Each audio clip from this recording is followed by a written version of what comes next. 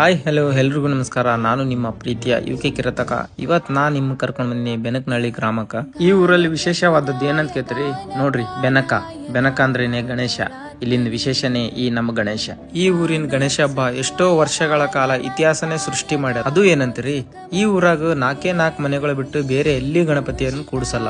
ಊರಲ್ಲಿ ಎಲ್ರು ಸೇರಿ ಊರ ಗಣಪತಿ ಅಂತೇಳಿ ಈ ಜಾಗನಾಗ ಒಂದ್ ಗಣಪತಿ ಕೂಡಿಸ್ತಾರ. ಇಲ್ಲಿ ಗಣೇಶ ತಯಾರಿಸುವಾಗ ಯಾವುದೇ PUP ರಾಸಾಯನಿಕ ಪದಾರ್ಥ ಬಳಕೆ ಮಾಡ್ಲಾರ್ದೆ ತಾವೇ ಸ್ವತಃ ಕೈಯಲ್ಲಿ ಮಣ್ಣಿನಿಂದ ತಯಾರು ಮಾಡ್ತಾರ. ಇನ್ನೊಂದೇನಪ್ಪಾ ಅಂತಂದ್ರೆ ಇಲ್ಲಿ ಗಣೇಶನ ಮೆರವಣಿಗೆದಾಗ ಯಾವುದೇ DJ ಸೌಂಡ್ ಅಲೌಡ್ ಇರಲ್ಲ.